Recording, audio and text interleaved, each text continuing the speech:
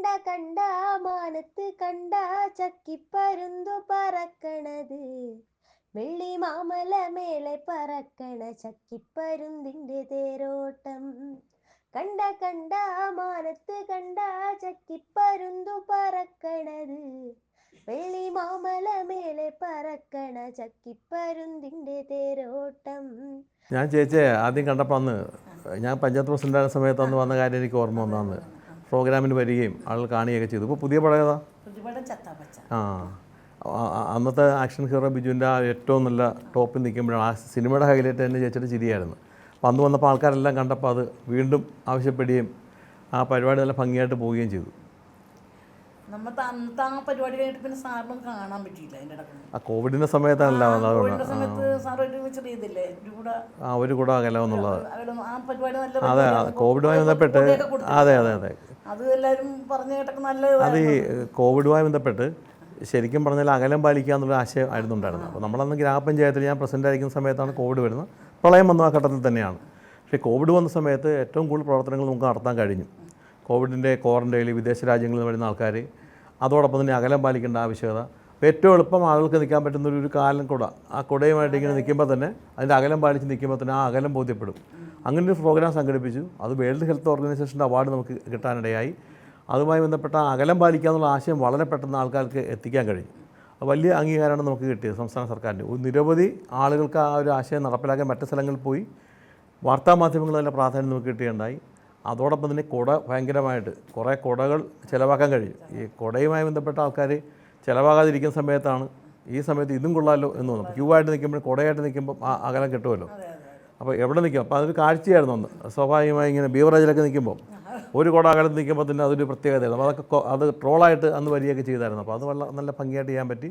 Covid നന്നായിട്ട് ആ കോവിഡിൻ്റെ പ്രവർത്തനങ്ങൾ നമുക്ക് സജീവമായി കൊണ്ടുപോകാൻ പറ്റി പഞ്ചായത്ത് ഒറ്റക്കെട്ടായിട്ട്. ആ സമയത്താണ് നമ്മൾ കണ്ടെന്നാണ് എൻ്റെ ഓർമ്മ. കണ്ടിട്ടില്ല. സാറിരുന്ന പഞ്ചായത്തിനല്ലേ അവാർഡൊക്കെ കിട്ടിയെന്ന് പറഞ്ഞത് അല്ലേ? അതെ അതെ അതെ.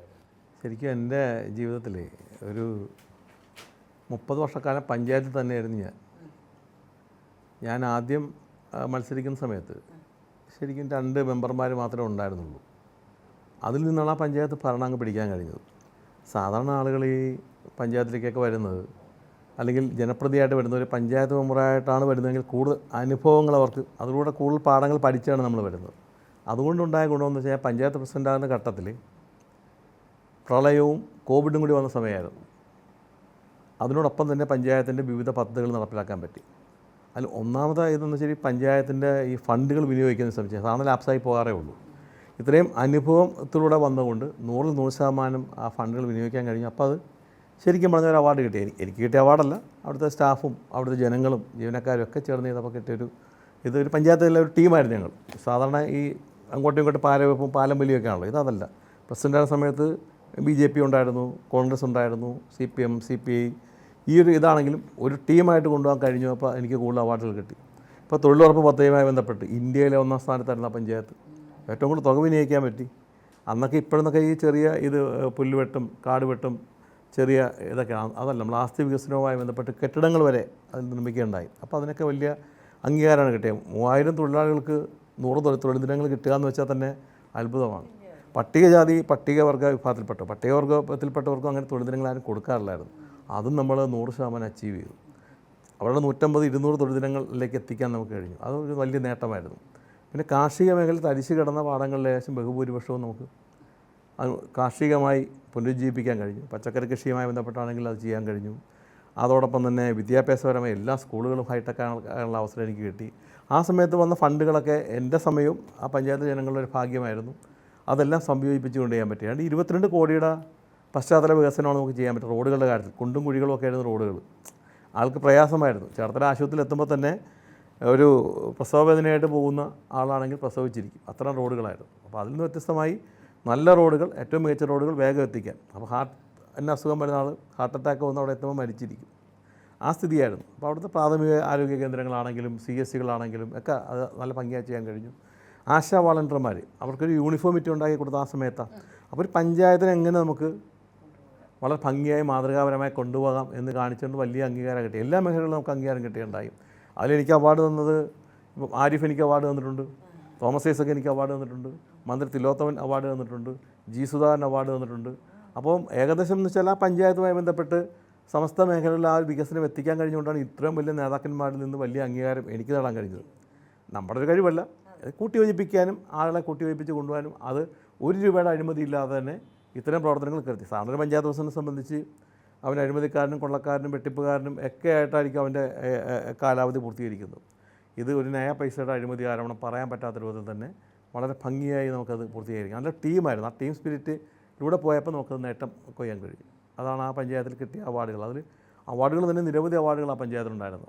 എനിക്ക് അത്തരത്തിലേക്ക് എൻ്റെ വീട്ടിൽ നിറയെ അത്തരത്തിലേക്ക് കിട്ടിയ അവാർഡുകളുടെ ഒരു വലിയ ഇതാണ്. ഒരു മുറി നിറയെ മൊമെൻറ്റോയും കാര്യങ്ങളും ഇരിക്കുകയാണ്. പക്ഷേ അതിനേക്കാളുപരി ആ നൽകിയ ആൾക്കാരുടെ സ്നേഹം, ആ പഞ്ചായത്തുകാരോട് എനിക്ക് ചെയ്യാൻ കഴിഞ്ഞൊരു വലിയത്, എൻ്റെ സമയത്ത്, എൻ്റെ ചെറുപ്പം, എൻ്റെ 30 വർഷത്തെ എൻ്റെ യൗവനമാണ് ആ പഞ്ചായത്തിലെ ജനങ്ങളുമായിട്ട് എനിക്ക് പൂർത്തീകരിക്കാൻ കഴിഞ്ഞു. അപ്പോൾ തീർച്ചയായും അതൊരു വലിയ അസറ്റായിട്ടാണ് കാണുന്നത്. ആ ആക്ഷേപത്തിനിടയില്ലാതെ, ആരോപണത്തിനിടയില്ലാതെ എൻ്റെ അച്ചീവ്മെൻറ്റ് ഭംഗിയായി പൂർത്തീകരിക്കാൻ കഴിഞ്ഞ ഒരു അംഗീകാരമാണ് ആ പഞ്ചായത്തിൽ നിന്ന് കിട്ടിയത്. ആ ജനങ്ങൾക്ക് ഇപ്പോഴും എന്നോട് അതിനോട് വലിയ സ്നേഹവും മതിപ്പും ഉണ്ട്. തുടർന്ന് വന്നവർക്ക് വന്നപ്പോഴാണ് ഇത് പകലും രാത്രിയുമാണെന്ന് മനസ്സിലായത്. കാരണം വ്യത്യസ്തമായി പ്രവർത്തനങ്ങൾ നടത്താനായിട്ട് നമ്മൾ നടത്തിയ കാര്യങ്ങളും അവർ നടത്തിയ കാര്യങ്ങളും താരതമ്യം ചെയ്യുമ്പോഴാണ് ജനങ്ങൾ നമ്മളെ പ്രവർത്തനത്തെ സംബന്ധിച്ച് വിലയിരുത്തുന്നത്. അപ്പോൾ അതിനുള്ള അവസരം എനിക്ക് കിട്ടി. അത് പ്രളയം നമുക്ക് ഒരിക്കലും ഉണ്ടാകരുത്, കോവിഡ് നമുക്ക് ഉണ്ടാകരുത്. എന്നാൽ പോലും കോവിഡിനെ, പ്രളയത്തെയും അതിജീവിച്ചുകൊണ്ട് വളരെ ഭംഗിയായി നമുക്കത് മുന്നോട്ട് കൊണ്ടുപോകാൻ കഴിഞ്ഞു. അത് വലിയ നേട്ടമുണ്ടാക്കാൻ കഴിഞ്ഞു. അതിലൂടെയും പഞ്ചായത്തിന് വലിയ അംഗീകാരം കിട്ടി. കാരണം വിദേശ രാജ്യങ്ങളിൽ നിന്ന് പോലും വരുന്ന ആൾക്കാർ, അവർക്ക് താമസിക്കാൻ ഒരു ഇടമില്ലായിരുന്നു. നമ്മളപ്പം തന്നെ അവിടെ KTDC ലൈനുള്ള ഇടം ഉണ്ടാക്കി കൊടുത്തു, ക്വാറൻറ്റൈൻ സംവിധാനമൊക്കെ. അത്ര ധൈര്യപൂർവ്വം ഏറ്റെടുക്കാൻ ആളില്ലായിരുന്നു. ആ പഞ്ചായത്തിലാണ് ആദ്യമായിട്ട് ജനകീയ ഭക്ഷണശാല, ഈ 10 രൂപയുടെ ഭക്ഷണശാല ഇപ്പം നാട്ടിൻപുറത്തൊക്കെ വന്ന് കേരളത്തിൽ ആദ്യം തുടങ്ങിയത് അവിടെയാണ്. അപ്പോൾ അത് ശരിക്കും പറഞ്ഞാൽ ഒരു വലിയ തുടക്കമായിരുന്നു. പിന്നീടാണ് അങ്ങോട്ട് വന്നത്. ഇപ്പം അതിൻ്റെ സ്ഥിതികളൊക്കെ തുടരെങ്ങ് വന്നു കഴിഞ്ഞാൽ പതുക്കെ ഇല്ലാതായിക്കൊണ്ടിരിക്കുന്ന സ്ഥിതി ഉണ്ടായത്. പ്ലാസ്റ്റിക് നിർമ്മാർജ്ജനം ഏറ്റവും വലിയ ക്യാമ്പയിനാണ് നടത്തിയത്. നമ്മൾ ക്ലീൻ തണ്ണീർമുക്കം എന്ന് പറഞ്ഞാൽ എൻ്റെ പഞ്ചായത്തിൽ നടത്തിയത്. ഏകദേശം ഒരു 200-250 ടണ്ണിന് മുകളിൽ പ്ലാസ്റ്റിക്കും സാധനങ്ങളുമാണ് കൊണ്ടുവന്നത്. അപ്പോൾ ആളുകൾ ഇതെല്ലാം ഉപേക്ഷിച്ച്, പ്ലാസ്റ്റിക് എല്ലാം ഉപേക്ഷിച്ചിട്ടാണ്. ചില ആളുകൾ മാലിന്യം കളയുന്നതിൻ്റെ ഭാഗമായിട്ട് ക്ലോസറ്റ് വരെ കൊണ്ടുവന്ന് ഉപേക്ഷിച്ചിട്ട് പോയവരുണ്ട്, വീട്ടിൽ ഉപയോഗിക്കുന്നത്. കാരണം അവർ ഇതോടെ കൊണ്ട് കളയുമെന്നറിയാൻ വേണ്ടി വെച്ചുകൊണ്ടിരിക്കുമായിരുന്നു. അപ്പോൾ പഞ്ചായത്തുകാർ വരുന്നതുകൊണ്ടുള്ളൂ ഇതും എടുത്തേക്കാന്ന് പറഞ്ഞാൽ അതും കൊണ്ടുപോയ സാഹചര്യമുണ്ട്. അപ്പോൾ അത്ര വലിയ ക്യാമ്പയിനാണ് നടത്തിയത്. അതൊക്കെ വലിയ അംഗീകാരം കിട്ടി. അത് ശരിക്കും പറഞ്ഞാൽ അതൊക്കെ ജനങ്ങൾ ഏറ്റെടുത്തൊരു വലിയ ക്യാമ്പയിനും ഇതുമായിരുന്നു. ജനങ്ങളെ കൊണ്ട് ഏറ്റെടുപ്പിക്കാൻ കഴിഞ്ഞൊരു സംഭവമാണ് മാലിന്യ മുക്ത പഞ്ചായത്ത്, അല്ലെങ്കിൽ ക്ലീൻ തണ്ണീർമുക്കം. അതൊക്കെ ഒരു വലിയ, അത് മറ്റുള്ളവർക്ക് മാതൃകയാവുന്ന തരത്തിലേക്ക് തന്നെ നമുക്ക് ചെയ്യാൻ കഴിഞ്ഞു എന്നുള്ളതാണ് ഒരു മെച്ചം. പാർട്ടി മാറിയ സാറ്? കാരണം ഈ 30 വർഷക്കാലം CPMൻ്റെ ഭാഗമായി അത് നിന്നു എന്ന് മാത്രമല്ല, 4 പാടവും പാടത്തു വെള്ളവും വെള്ളത്തിലെന്താ കളിക്കണത്, തെളി വെള്ളത്തിൽ ഓടിക്കളിക്കണ വെള്ളിപ്പരലിൻ്റെ തേരോട്ടം.